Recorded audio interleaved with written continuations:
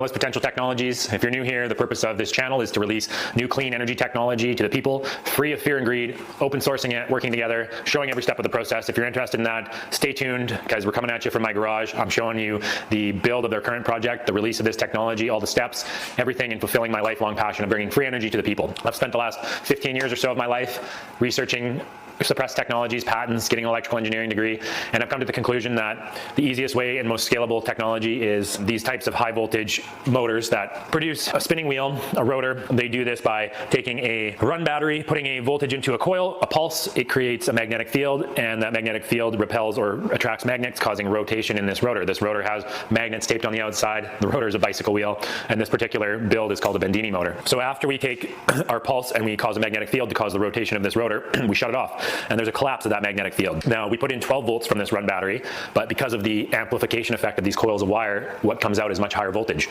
Lower amperage, but higher voltage. So you think of it's got higher pressure and lower flow. That high pressure spike of electrons from the collapse of the magnetic field is then fed into this charge battery. So we're recycling the energy from this machine. Now, that high voltage spike of energy, when it goes into the battery, it's made of electrons. Inside the battery, there's ions, lead ions. So these ions are much heavier than the electrons, and this fast moving spike of electrons blows by the lead ions and it causes a dipole, so a negative and a positive charge within the battery kind of instantaneously. But from my understanding, that's where the magic happens, is that dipole within the lead acid battery allows energy from the ether, vacuum energy, 0 point energy from the environment to flow into the system. So this whole piece, this whole system here, the coil, the high voltage impulse, the collecting, the back recycling of that energy is a system that allows for excess energy to be harvested from the environment, 0 point energy, vacuum energy, no breaking of thermodynamic laws. We're just simply harvesting excess energy from the environment. It's an open system.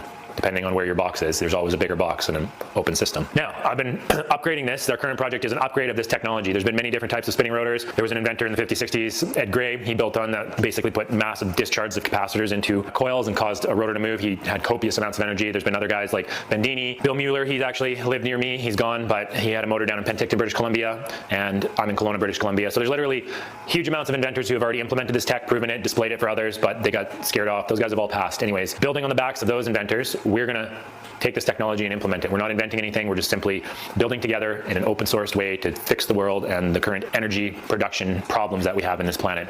We've got a control top-down method of energy distribution, and a lot of the ways we produce energy are detrimental to the environment and our finite resources. So let's fix that. How are we going to fix that? By stepping this motor up so it's a commercially viable, high voltage, high frequency pulse motor, pulse generator. And behind me, you can see this has been a long time coming, but we've got the rotor spinning inside the stator housing.